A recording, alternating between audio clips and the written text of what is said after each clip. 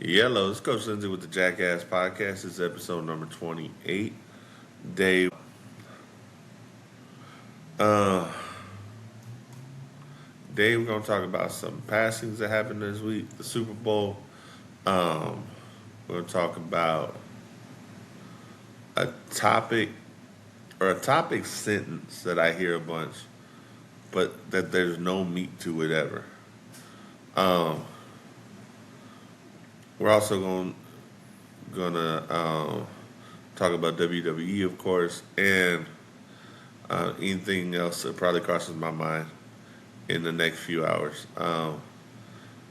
Actually, you know what? We're gonna talk about some stuff I'm excited about. So that's gonna be today's podcast. Um, so let's get started again. This is Coach Lindsay on the Jackass Podcast. Please like, share, follow, make some comments if you're listening to this. Um, Again, today, you know what? We're gonna start off on the sad note. Uh,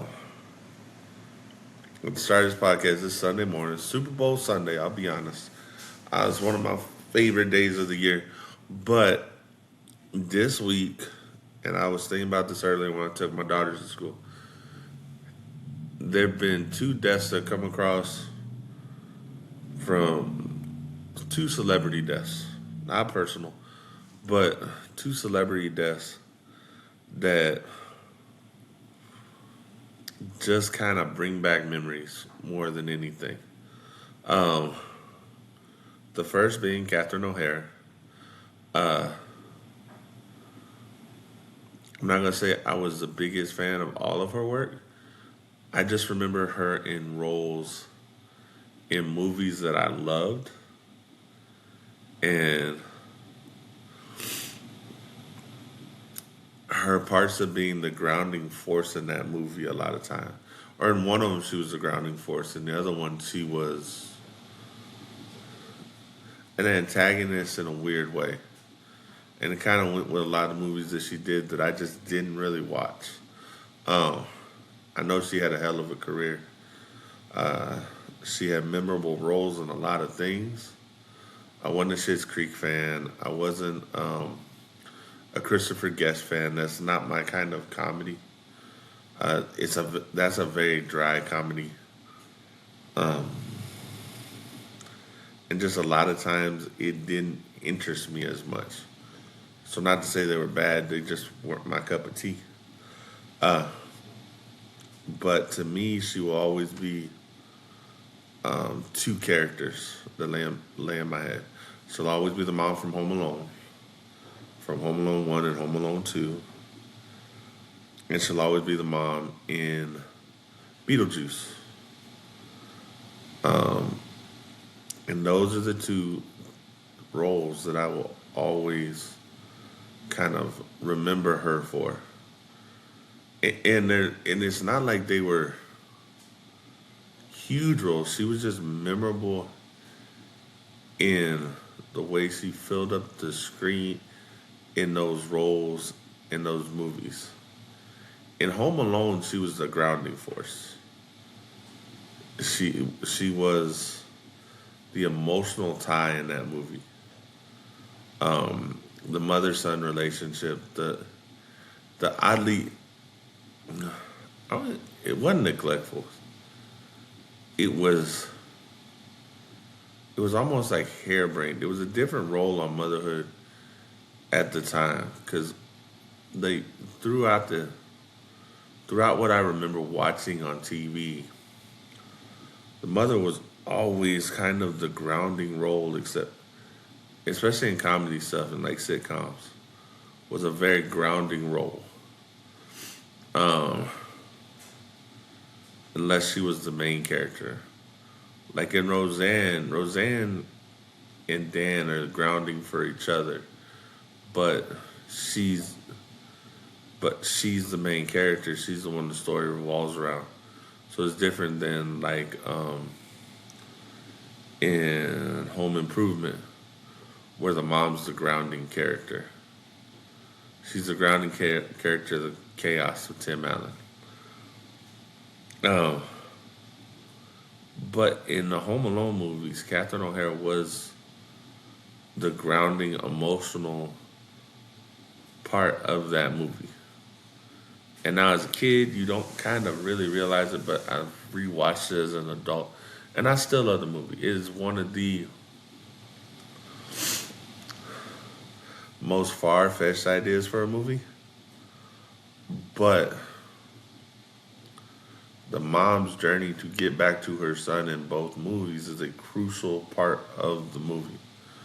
It is a crucial grounding part to the reality of the movie, even though it's somewhat far fetched. Even more far fetched now. And I think for a generation that sees it now, they like sees it after 9/11. You don't see um, the the reality of that movie, and that's in this way. Um, airport security used to be a very light thing. It wasn't as much as it is now, and so running through the airport, losing family, there was a lot more truth to that than there is now. But in those movies, Catherine O'Hara was the grounding piece.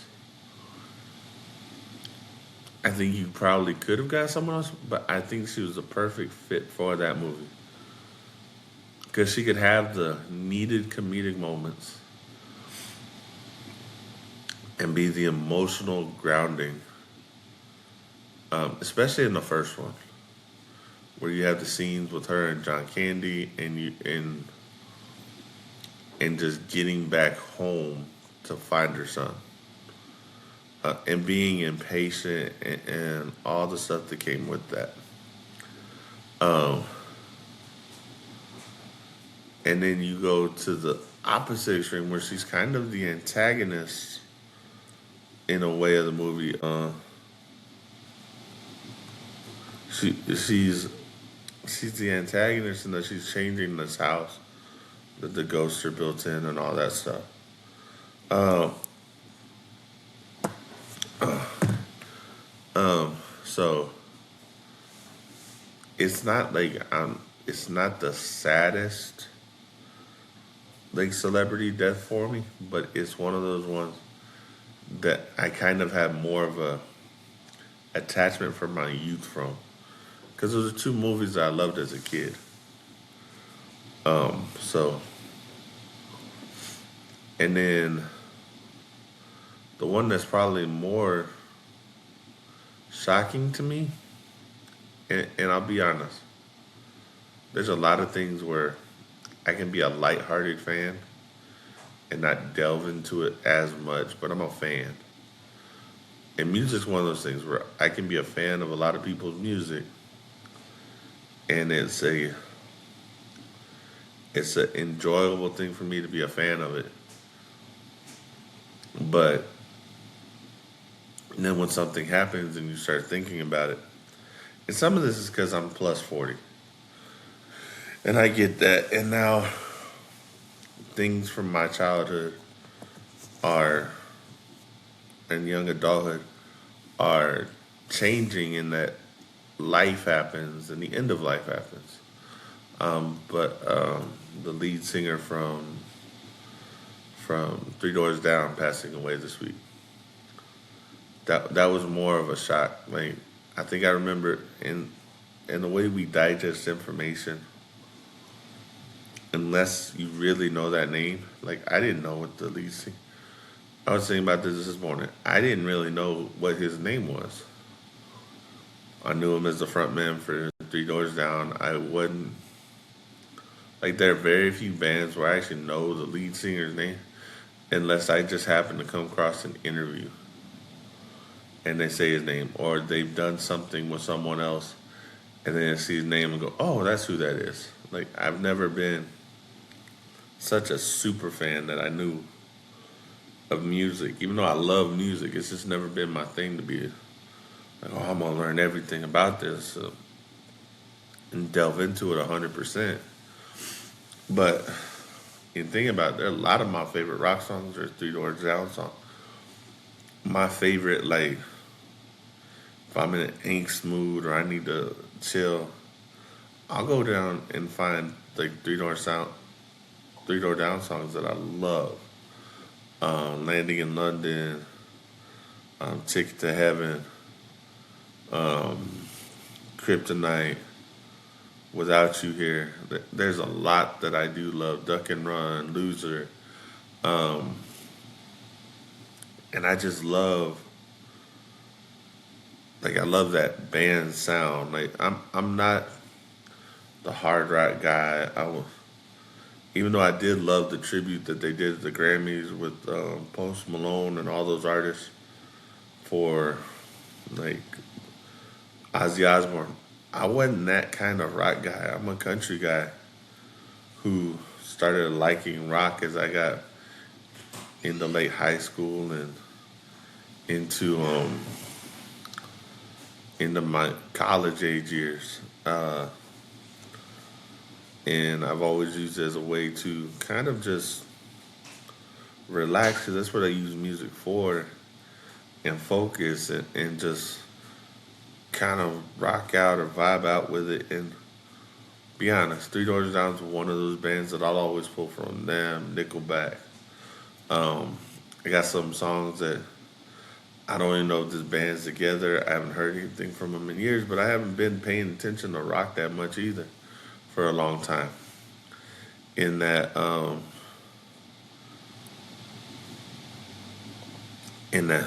Tantric and just all these bands that I heard in the early 2000s.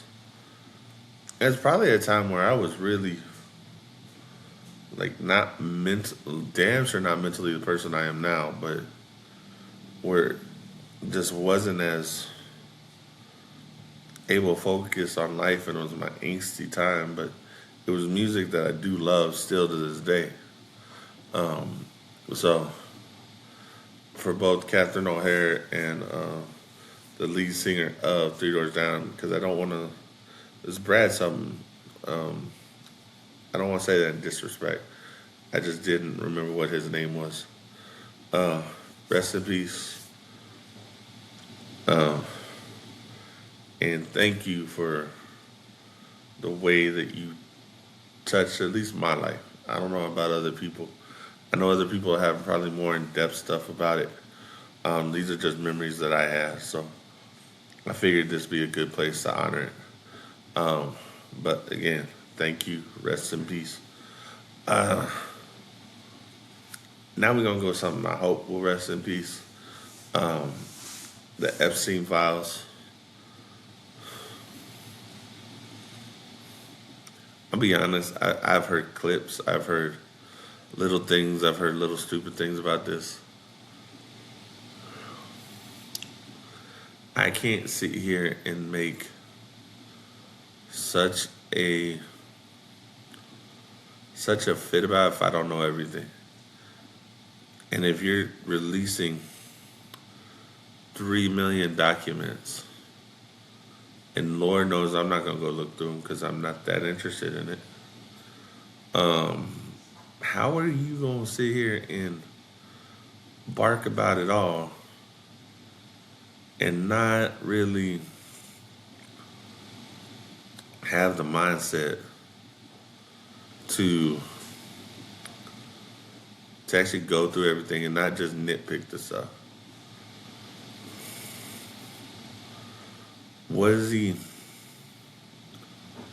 Could he have been an evil human being? Yes, he could have had evil moments. Could he have been a good guy? Yes, he could have been a good guy.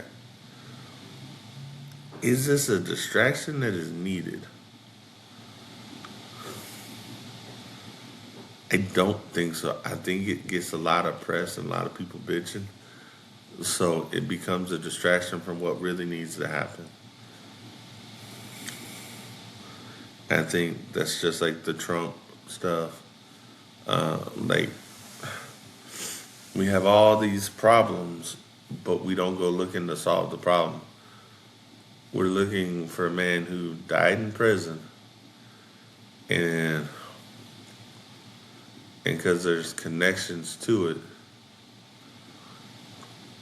of famous people we make it the biggest topic in the world. I don't think that needs to be the biggest topic. I haven't like great. They released the Epstein files. Woohoo! As a voter who is more blue collar than white, fucking don't care. This is uppity ass rich people problems. This is really what they would call first world problems. And unfortunately, if there was something drastic and cruel that happened, we're still probably never gonna know. Because unfortunately, there's too many people in play that probably have something loose, so they're gonna hide it till their deathbed. And maybe they'll hide it generationally, and this will come out in 100 years or whatever it was. I don't know. But that's about all I'm gonna talk about it. Because just because someone's name comes up in a file doesn't mean that they've done something wrong. And the court of public opinion is way too quick to judge stuff without having all the information. Because it's just a reaction. There's not thought. It's a checker move, not a chess move. And people get played like a fool for it. So I don't want to be played like that fool. And it's not. I don't even know if I'm desensitized to it or that we have had that because we get fed so much information. I just want the facts, and then I can discern the facts. But you giving me 3 million documents, I don't know if I'm gonna go through all those facts, because some of that's probably gonna be a lot of mundane stuff that I don't need to go through. And unless you have the smoking gun for whatever everybody's suggesting, like a sex trafficking ring, because see, the Diddy stuff had videotapes with it. So that's more concrete in this generation. That is more concrete and contextualized than the Epstein stuff. And the Epstein stuff been on file for a lot longer than the Diddy stuff had. So I wasn't, and we'll be honest, because I don't think I mentioned about the Diddy stuff, and I don't remember how much of a story it was while I've been on this doing this podcast. But the Diddy stuff,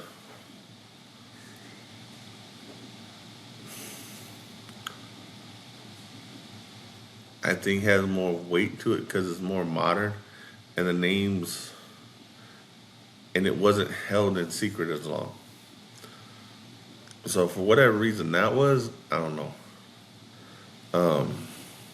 But both, if what they say is true, both are horrific, and both, it's just money hungry people doing horrific things for power and for pleasure versus stuff where we could actually do some good with something.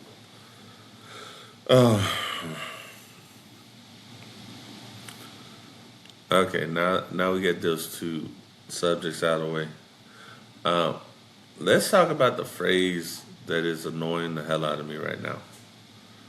And I've been thinking about this all week. And it's more because it's a catchphrase and there's no substance to it. As an educator, and I'll be honest, I saw a clip. I didn't go delve into the clip. And I don't know, but the clip I saw, this sounded more like a political tagline than it did an actually thought out process. And here's what I mean. Here's the tagline. Education needs to evolve. Here's my problem. Everyone's saying what we need to evolve from. Because it's an outdated system. Some of it has been stuff that's been going on for 400 or 500 years. Okay. Some of it's been proven, and some of it hasn't been proven as well. But the honest answer is what, or the honest question, the ultimate question is, you say education needs to evolve. What's the goal that education needs to evolve to?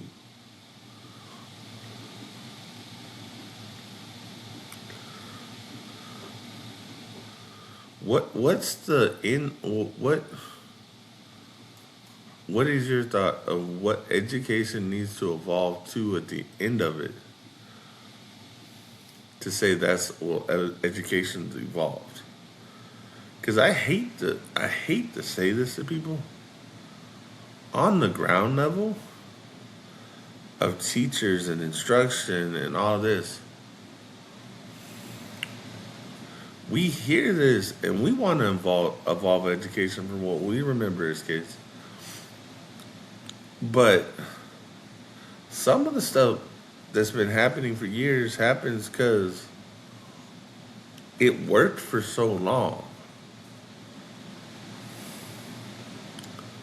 And like my daughter this week, we had this discussion. Actually, it was like the other night, because she was complaining about the way one of her counselors said something to her. But then she goes complaining about she's in college algebra, and that why she need to learn logarithms. Okay, I don't know. I don't think it's gonna do anything with the career you want, so I kind of get the complaint. But it brings up a question of when they're not explaining why they're actually learning this stuff. And some maybe she doesn't digest that information because like I tell her, and I tell the kids in my classroom, um, all I can do is lead you to the water. I can't make you drink it. I can only give you the information, and you have to be willing to learn it. So if we want to say evolution of education, well then guess what? We need to evolve parents into holding their kids accountable for stuff that they don't like to do and not being friends to their children and actually being parents. And I'm not saying, and I'm saying that's a small percentage, but that's a small percentage that also bitches an awful lot about education.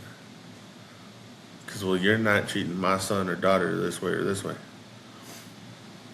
And like, if we're going to evolve education, you want to truly evolve education, then fund it better. Fund where 80 to 90% of the school kids go better. Stop treating it like it's a damn just babysitting for your kids so you don't have to pay for babysitting. Um, and let's show an evolution of education.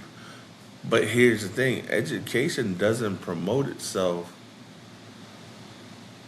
or doesn't get the same likes and views and stuff when it does the good things that you want, because we don't give a shit about the good things that often. Like, as a country, it's much easier to find people bitching and complaining and moaning and groaning than celebrating what people have succeeded. Education has evolved in a lot of ways, and people just don't want to admit to it. When you have us trying to focus kids on an early age with their careers,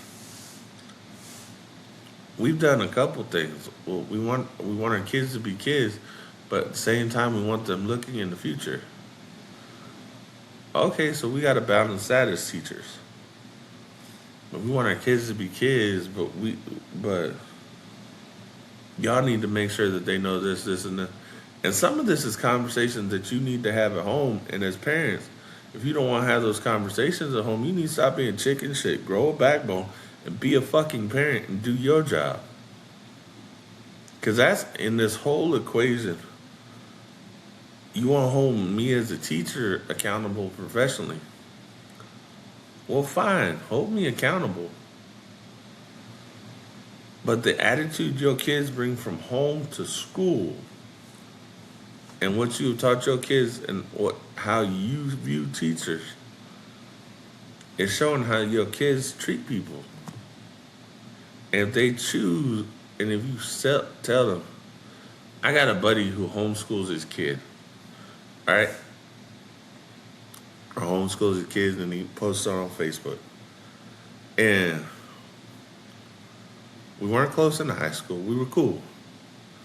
I saw him when I was selling fireworks one time. I got his number. And he self-maintains himself. Doesn't trust government, doesn't do.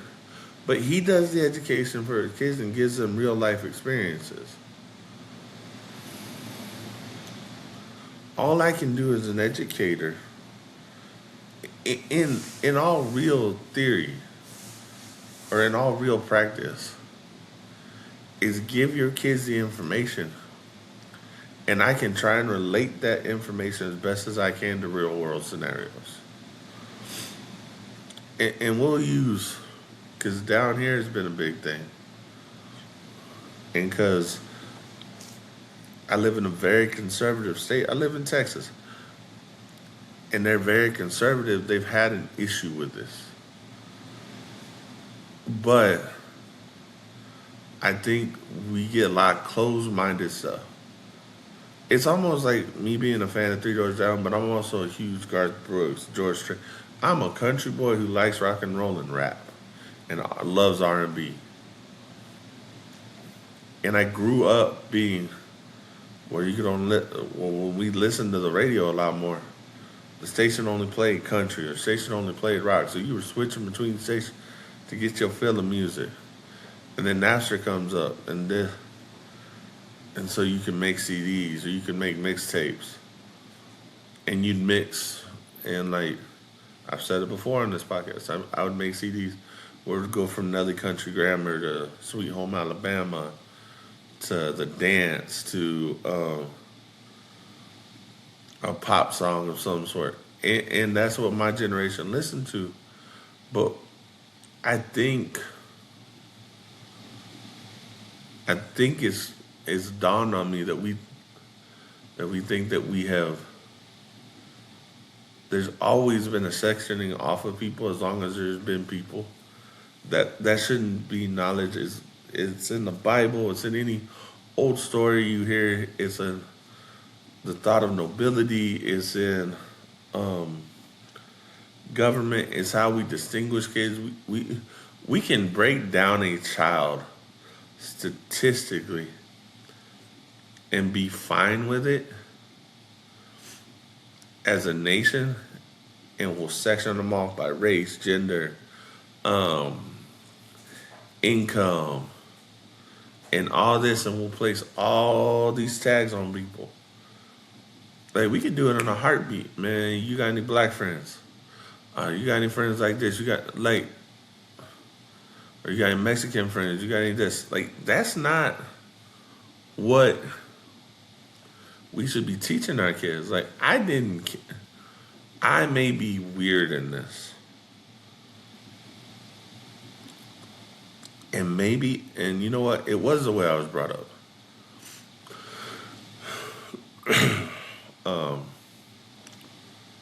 My grandfather had a friend, Mr. Lamb. Mr. Lamb was an old black man to me.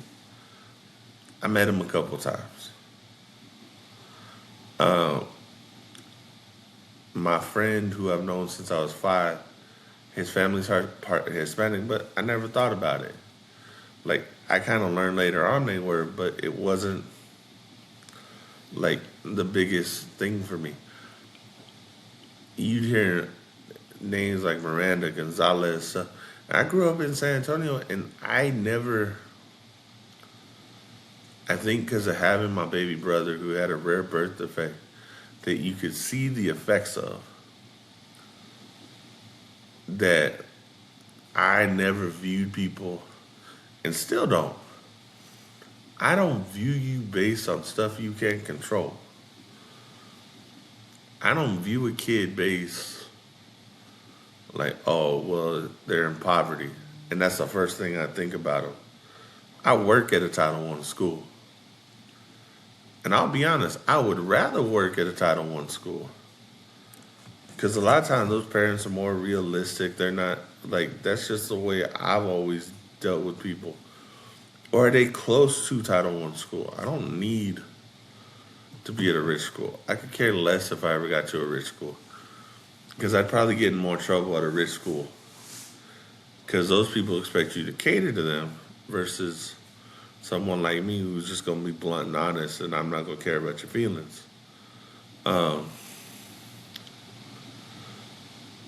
But as I've grown older, we've sectioned off stuff so much more. Because that's what we grew up with, and it was kind of in the music and in what you watch. And everything became more sectioned off in a lot of ways. Instead of, well, like I think people have sectioned themselves where they don't actually know what community is anymore. And so I don't think we need to evolve in a lot of ways in education. I think we need to be retro in some stuff. I think kids need, you know what?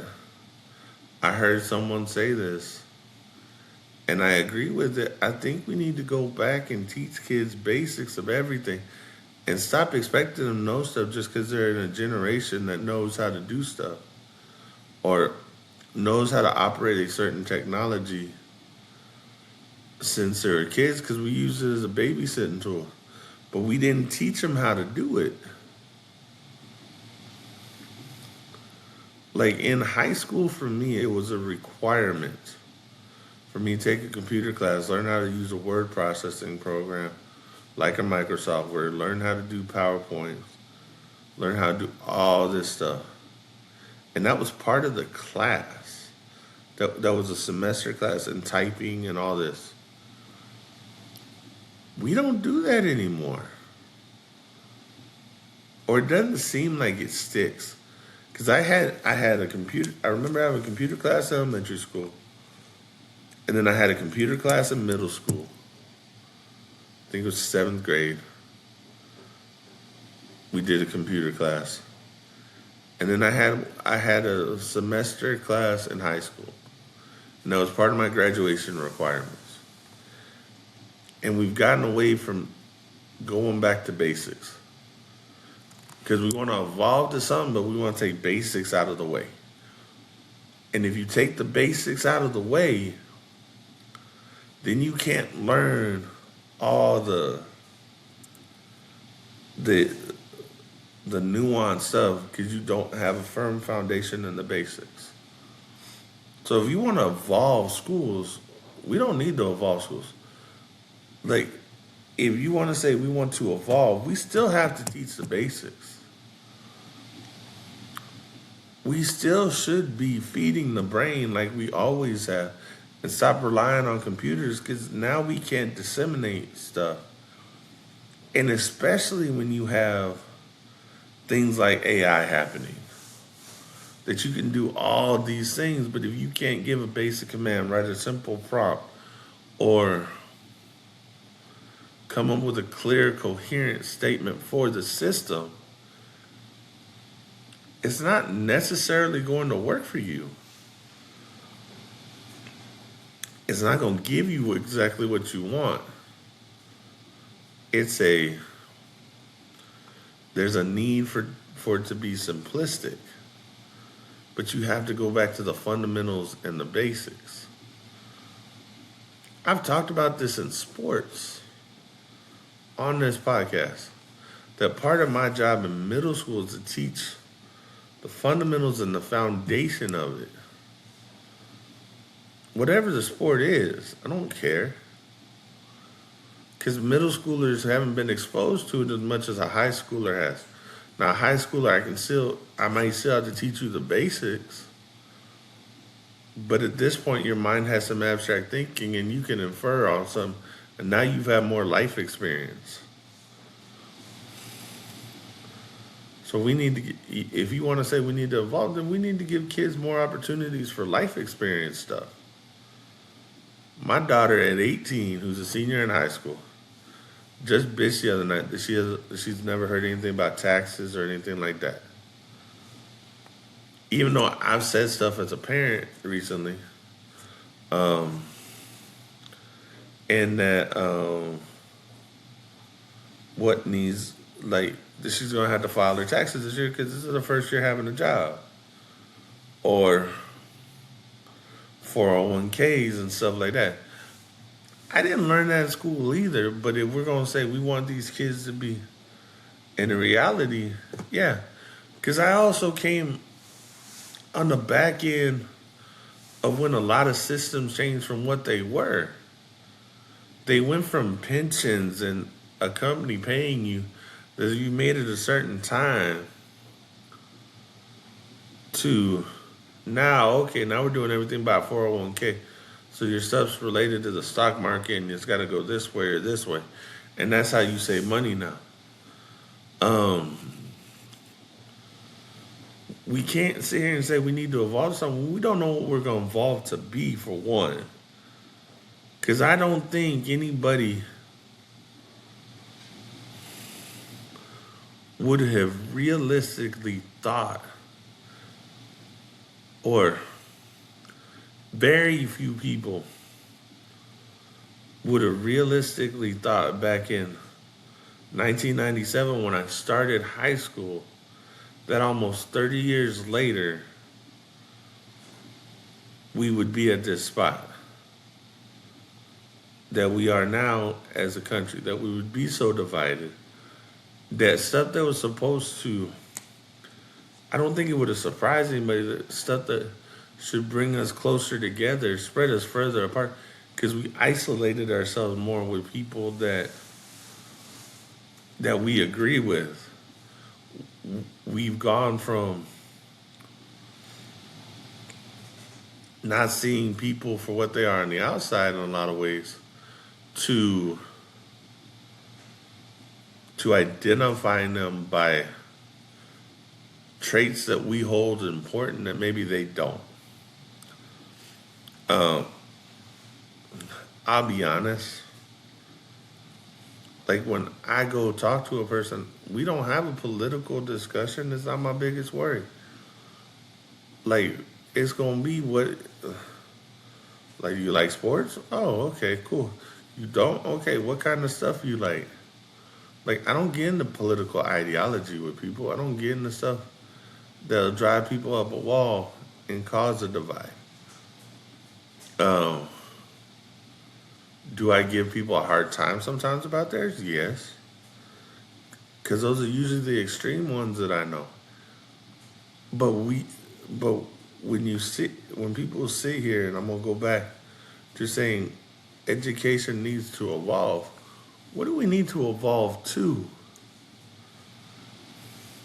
And how much of that do we need to go back to stuff that we don't think about,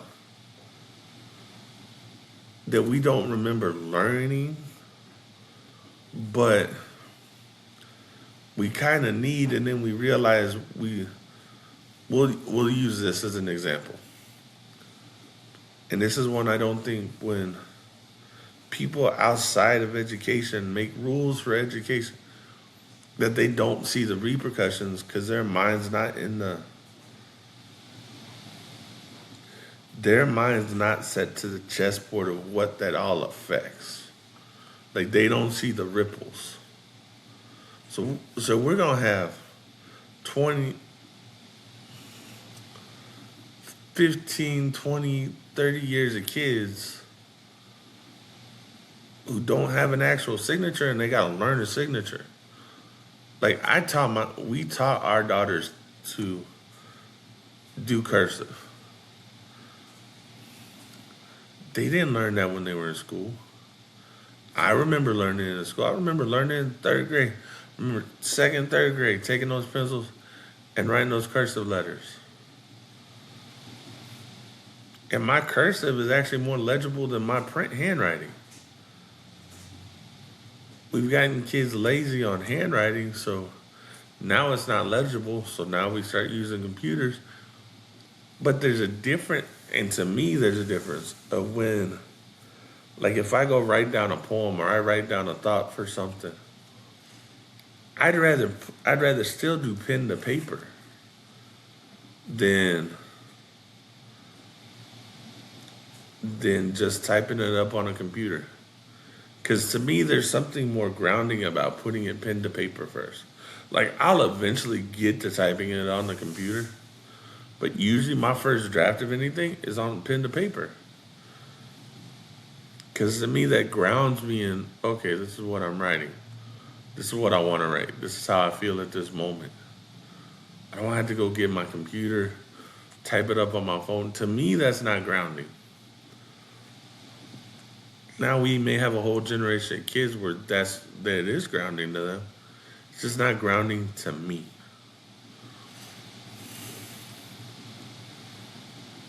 Um, and I think we tried to evolve so quickly to match with technology, but we're never going to match at the breakneck speed the technology is going in the way of learning and how to do stuff until we see where all the ripples of that pebble in this water land. And if you don't get what I mean by that,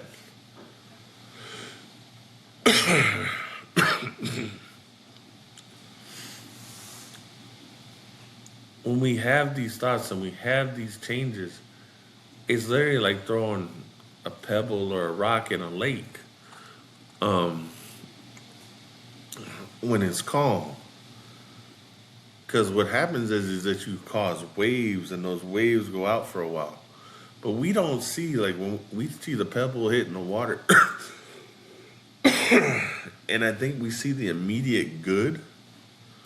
A lot of times that first ring or two, but we don't see rings 7, 8, 9, 10, whatever it is, when we do this stuff. And then we're having to backtrack so we can teach these kids. Now kids are learning to do cursive again in elementary school. It's a requirement again. Um, I think we became so reliant on technology in a lot of ways that we forgot to teach the basics in a lot of things. And we have to teach the basics to be fundamentally strong. And here's the thing, if you're gonna tell me education needs to evolve, tell me what you want to evolve to, and then tell me the basics you think you need to take out of this equation. And let's see what those ripple effects are. Let's see what that change will actually do. Like, let's have a conversation about it. I'm willing to talk to anybody, but I want something besides a catchphrase. Because that's all that is. That's you getting a quick pop, as they say in wrestling. A cheap pop. And that's all it is. It's a cheap pop. We need to stop going for cheap pops, and let's have deep thoughts. Let's have something meaningful that builds something. Because I think what scares people in power is that they think that if they control having all the people be stupid and all this, that there won't be those outliers still. There'll always be outliers to any plan. That's human nature. So, again, please, if you're gonna say we need to evolve in education, come with some meat to with that bone, man. Add something to it. Because right now, that's just a wish. Because that's just a statement that has no goal and has no plan to go with it. If you're going to bitch about education, do like what Mike Rowe did, the guy who did Dirty Jobs, and he's got his own foundation for education, for Micro Works, for training kids to do the technical jobs, the jobs that we don't like, the trade jobs, stuff we took out of the education field. And that my district, thank God, that I do love in a lot of ways, offers to their high schoolers. We have a magnet high school for construction that includes plumbing and electrical work. And I think welding is in there. We have stuff for graphic design, jobs that you would need in the future. We have stuff for STEM. Um, we have stuff for health. We have two things, bro. We have stuff where my daughter's going to leave, probably where she could go do phlebotomy and she could be a CNA right out of high school. They got people learning like the officer trades, the EMS trades, and all this at her high school right now. They got people doing mock trials competition because they want to be a lawyer or a judge or something like that. Now, if that's what you say you want to evolve school to, they still have to have the foundations and the basics. There has to be an understanding of how to write a complete sentence, have a complete thought, complete a paragraph. And the accountability to hold people to that cannot just be on the teachers. It has to be on the community as a whole. So that includes the parents who don't want to do that in some cases, who are overwhelmed by whatever the fuck they're doing. But we have to get back to that. Because here's another thing. If we still built communities like we used to, instead of just these online communities, but where we're physically around each other,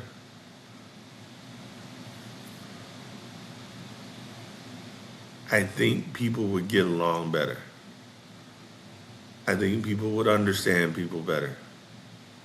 Because when you take people away from situations where they actually have to communicate or they can just be around other people, they become very isolated and iffy around those situations.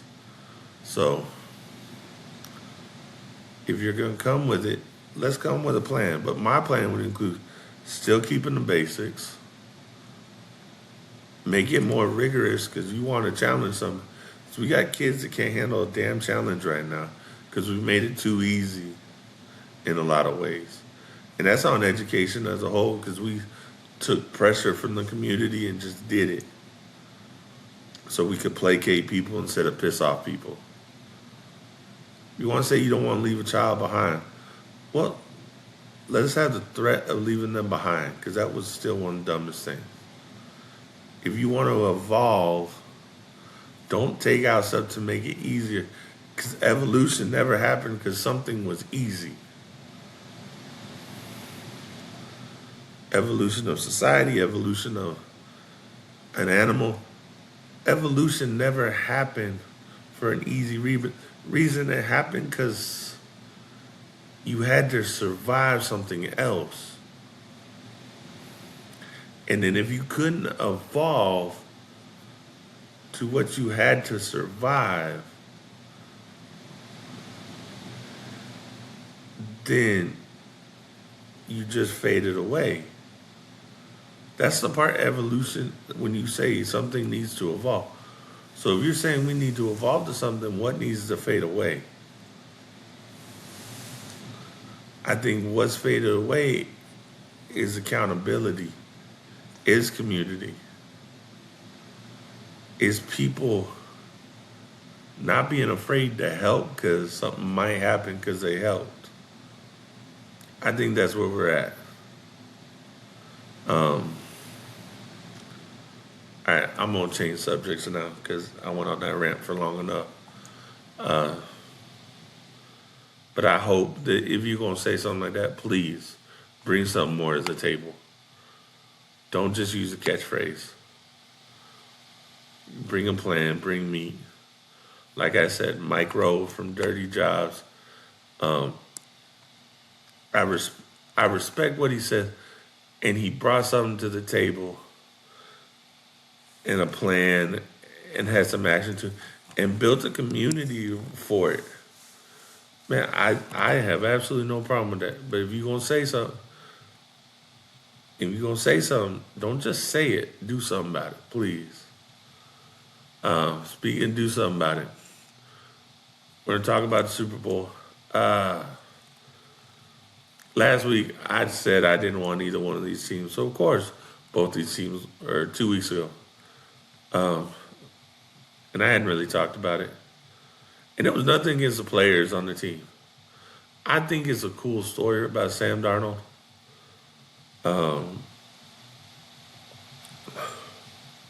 So part of me hope he wins, just because I really don't want to see the Patriots win for any reason other than that I'm a Cowboys fan and they have more titles than the Cowboys right now. And right now, because the Cowboys have been inept because of ownership in a way for most of my life. Um, I just don't want to see the Patriots win. Even though the Patriots way and the Spurs way are the same thing. I got much respect for them. I just don't want to see them win. Had nothing to do with any player on their team either. I just don't want to see them win. I'd rather Seattle win. I really would. I give a fuck less about the Seahawks, but I'll take Seattle. I'll take the story of Sam Darnold winning more than I would Mike Vrabel winning another Super Bowl because he had 3 or 4 as a player. I don't want to see the Patriots with another Super Bowl ring. I just don't. Okay, I have no problem saying that. This is purely biased. I don't want to see the Patriots win. If they win tonight, great for them. Great. I'd rather actually see the Sam Darnold story. But what I do love about this Super Bowl is that in ways it's a rematch, but also in ways it's about two teams that rebuilt from what they were and showed teams how you could rebuild in a quick pace. And both kind of did it different ways. The Patriots always kind of had to quickly rebuild, and they're used to it, but they have the structure and they have the draft capital and they know like how to get certain things. And they do it well. So do the Seahawks right now. For about the past, since Mike Holmgren was a Seahawks coach, that has been a constant team. Like, I don't remember anything about the Seahawks in their 90s, except they were in the AFC and not the NFC at the time. Like, I didn't pay a goddamn bit of attention to them. And then since Mike Holmgren with Sean Alexander and them, and they went on that Super Bowl run that they didn't get, since then, they've kind of always been on the radar every 4 or 5 years. And they'll be on the radar for like 5, 6 years, and then they'll restock. And they're in one of the hardest divisions in football. Because you know what? In all honesty, 3 of those 4 teams in that division, the 49ers, the Rams, and the Seahawks, one of them is always really fucking good. And right now, all 3 of those teams are consistently good. The only thing that holds that division back is the fact that the Cardinals suck for long periods of time and then have 2, 3 years where they're good. And they'll have great players. Hell, they just had one go to Hall of Fame and Larry Fitzgerald. Like, their best receiver all time just went to the Hall of Fame. And now you got another one in Marvin Harrison Jr. And you just can't put a team to consistently win around him right now. I know he's only like 2nd or 3rd year. But that's what I'm saying.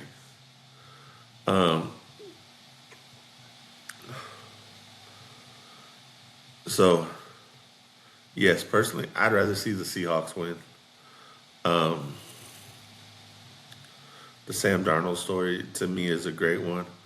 I'll be honest. I'd like to see, oh, Lord, how am I forgetting his name? He was on the Cowboys forever. Number 90 on the Cowboys forever. He left after last season. Oh, Lawrence. Yes, Lawrence. I want to see him win. I know he's a former Cowboy. I have the same feeling for him I had for DeMarcus Ware. when DeMarcus Ware went to Denver and won a Super Bowl. They deserve to win a Super Bowl. They're that good of a player.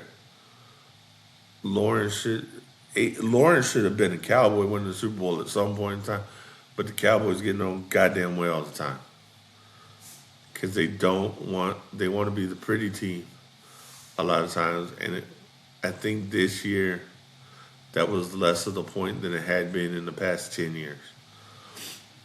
Not say that they couldn't run, that they couldn't do this, but they went back to a lot of fundamental stuff, and they just fundamentally weren't set like they should be. And for whatever reason, Eberflus is a great linebackers coach. I don't think he's a good DC or a good head coach. I don't think if you're a good DC, you just because of ego change everything and hope to God it works. Because I think that's what happened. I think that was ego. I think you went and took something that worked, and because they changed the whole coaching staff, instead of putting the players in the best position for those players, you let your ego take over. So that's my 2 cents on that. Let's see what else. I'll be honest. I watched a clip on this earlier, and I'm going to say I agree with Rich Eisen on this. Pro Football Hall of Fame voters got it wrong in a lot of ways. You have up to 8 slots that you can fill, and you only did 5, and you didn't put Robert Kraft and Bill Belichick in there. From out of the 5, you sent 1 of the 5 people that you could send from that pool of voting. Okay? You could send 3, and you sent 1 of the 5 people you could send. All right? Roger Craig was an integral part of the San Francisco 49ers offense when he played. There's no doubt about that. He should be a Hall of Famer. I don't think Eli Manning's an iffy one. He's got a couple memorable plays, but he was the leader on the Giants, but I don't think he was ever the true heart and soul of the Giants. He can make plays, but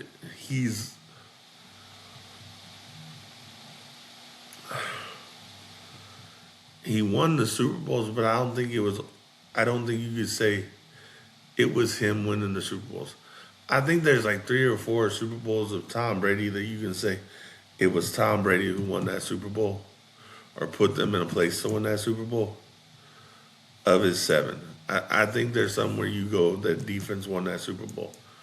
I think that, like Troy Aikman,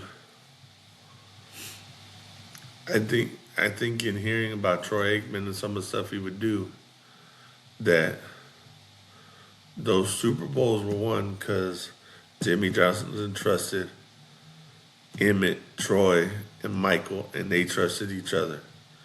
And Troy was the leader of that group. Like hearing Darren Woodson talking, I think it was on the pivot, and he goes, nah, if Troy didn't like it, they start practice all over again. Like from the jump. So I think when you say the one that Steve Young won, he was the leader of that team. The one that Montana won, he was the leader of that team. I think like a Trent Dilfer was probably never going to get in the Hall of Fame. But Brad Johnson's never going to get in the Hall of Fame because they were not the leaders of those teams. They just weren't. They weren't that good of a player. Now, no disrespect to their game, they just weren't the elite at that position at that time. But I think that the fact that the 5 names, like I get Luke Kuechly was good, and he's a recency bias. him and Patrick Willis, like, and like, I think if you made such an impact that I don't know if their impact was that great. Um, Adam Vinatieri, yes, he's a Hall of Famer. He was as clutch as a kicker could be in the biggest moments for two different franchises for long periods of time. Um, I get that. He was a clutch kicker. Like if he missed that kick at the end of a game, you were shocked. Drew Brees, yes, Hall of Famer. Larry Fitzgerald, Hall of Famer. That man caught everything. Both of them perennial pros. Drew Brees for taking the Saints and making them relevant for as long as he was there is a Hall of Famer. Being a point of light for the city of New Orleans when they needed it most is part of the NFL story you can't tell without Drew Brees. That Super Bowl run, that Monday Night Football game. Like, even though the moments weren't Drew Brees, you knew he was the leader of that squad. Those two Hall of Famers. Darren Woodson should be a Hall of Famer. I love Darren Woodson. I loved him when he played. He was kind of the last of us. You know what? He was kind of the first of a short-lived style of safety that now couldn't play in this day's league. But you know what? I won't even say that. I wonder if people would look and put a Troy Polamalu, an Ed Reed, a safety that you could play and actually scoot up and be athletic and hit. And now Troy Polamalu and Ed Reed were more ball hawks, so their numbers are greater in that way. But Darren Woodson was a tackling machine. I don't know if you have those styles because there was a time where one of your leading tacklers was the safety coming up and pegging running backs.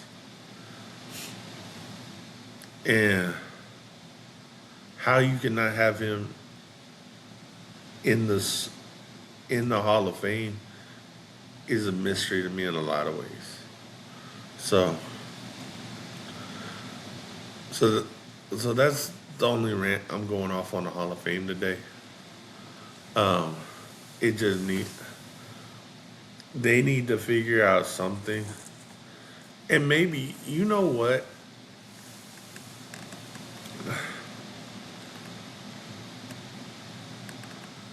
Maybe this is one of those things where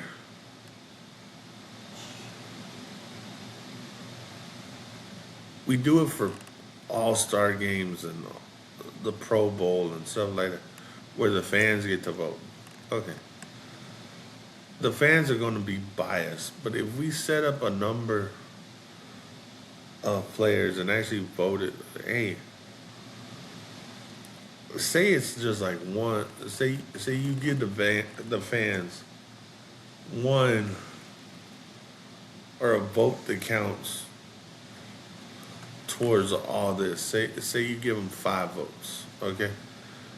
But they have to go through the process just like the Hall of Fame committee in that, okay, when this name comes up, you got to put the ones that you would actually vote for.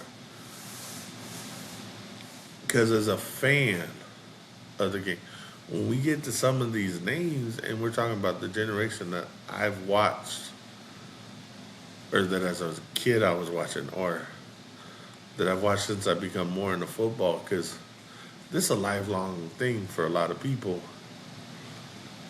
This is barbershop talk. This is barroom talk. This is locker room. This is by the water cooler talk of who should be in the Hall of Fame. This is across the poker table talk, and we have these discussions. You know what? I don't know about the Robert Krafts. How many people gonna care if he's in the Hall of Fame? Right? There's like 5 owners in the Hall of Fame as contributors. But as far as coaching goes, Bill Belichick should be in the Hall of Fame. That's a no-brainer. And the people that represent, I guess, being the historians of this are trying to I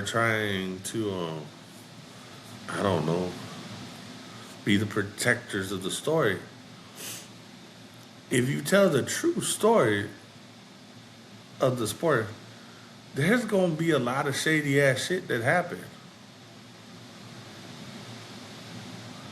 Because not everything was watched as carefully as it is now. Not everything, like from when it first started to now, you say there wouldn't be shady stuff involved?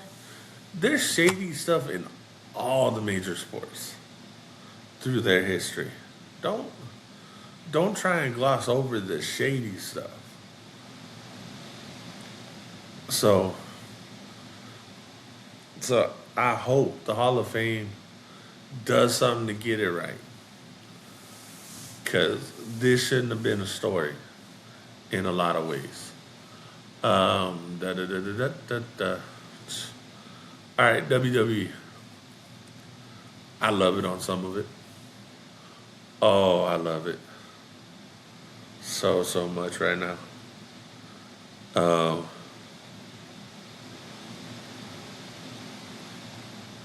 I love the heat Gunther's getting. Oh, that is so beautiful right now. I love the fact there's going to be CM Punk and Roman Reigns again. And it's going to be a one-on-one right now. That to me is so beautiful. And I love how they started out that storyline. We got 2 months. There's going to be another couple CM Punk championship matches. I already know that. That's the way they pushed him so far. Probably a Saturday Night's main event or something like that. I love this because it's old school egos.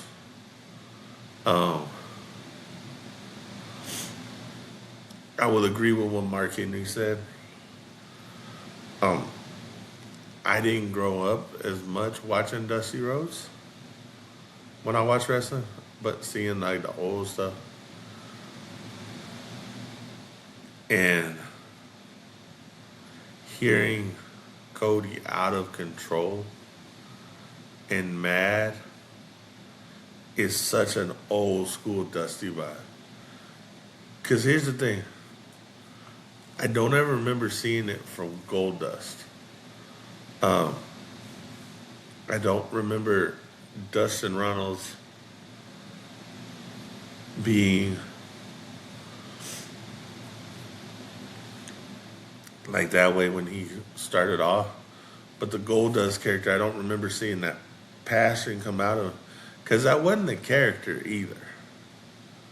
His passion came out a different way.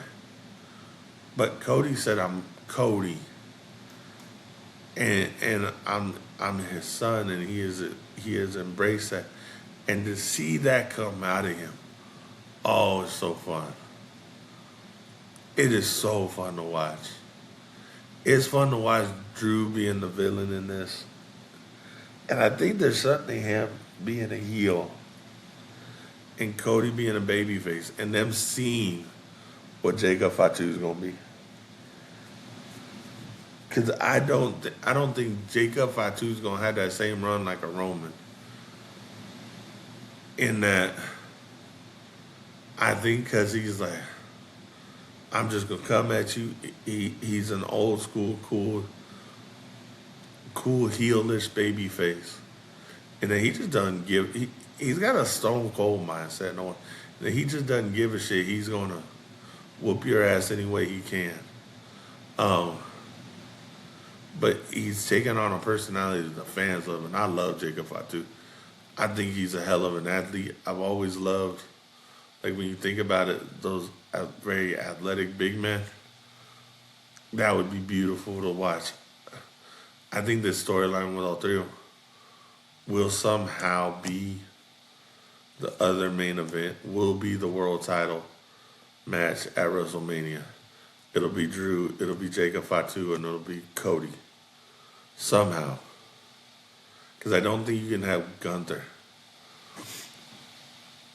Now, what I wonder is, what's Gunther going to do for Mania?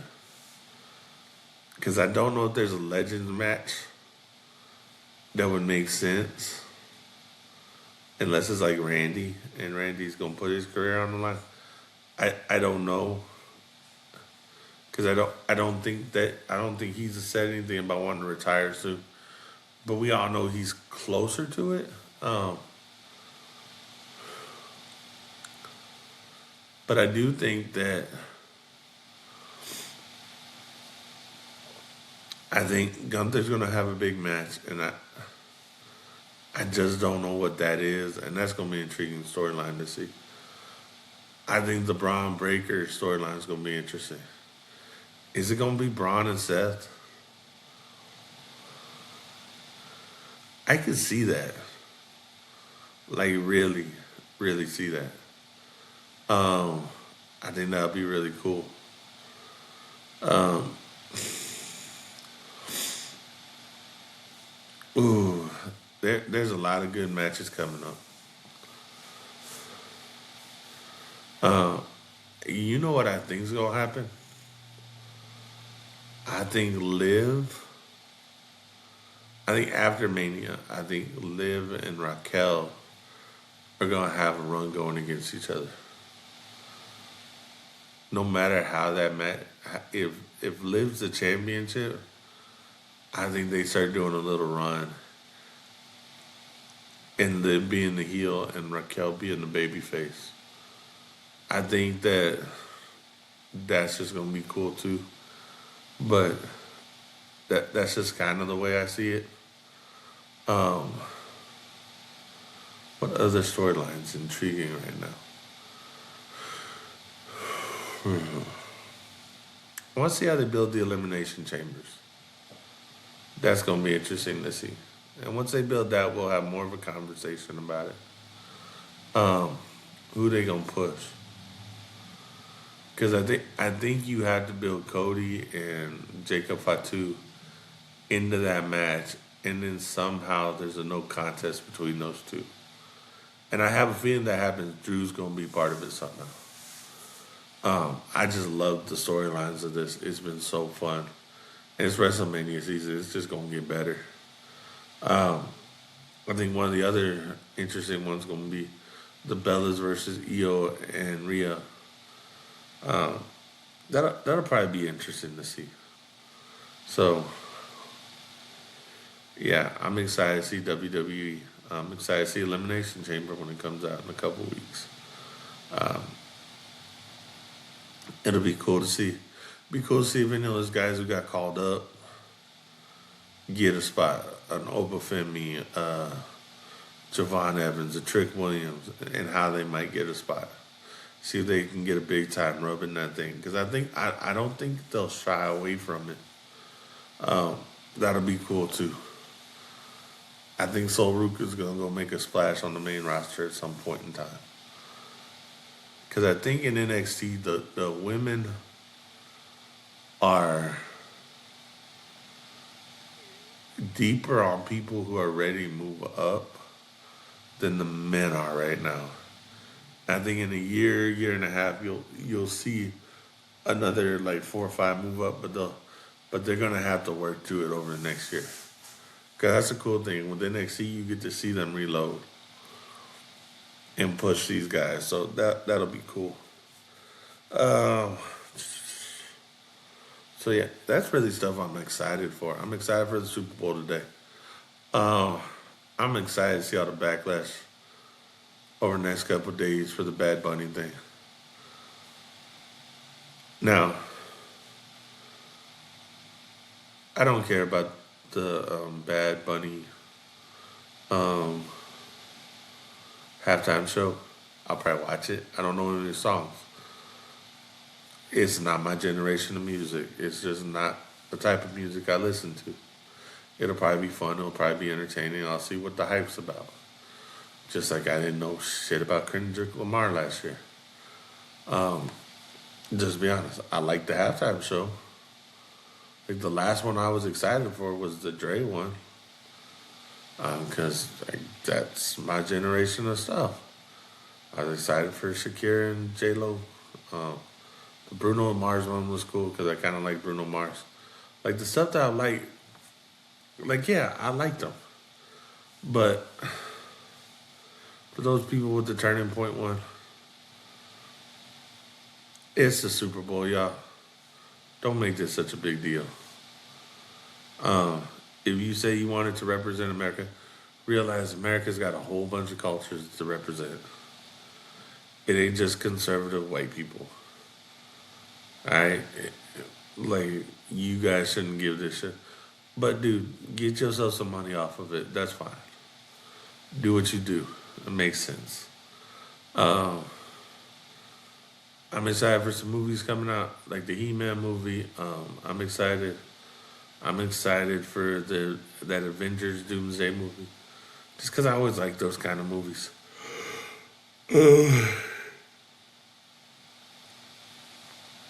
What else? You know what I did see that I thought was fun the other day was Wrecking Crew. That was a fun movie. Prime. Uh, I'm just excited to see a lot of stuff that looks creative and looks fun, and to have fun with it. So, um, yeah, hope y'all have a good Super Bowl Sunday. I'm getting ready. Probably in an hour, I'm gonna go start setting up the stuff so I can cook it about 3:30. So I can go sit my butt down by 5:30, ready to go.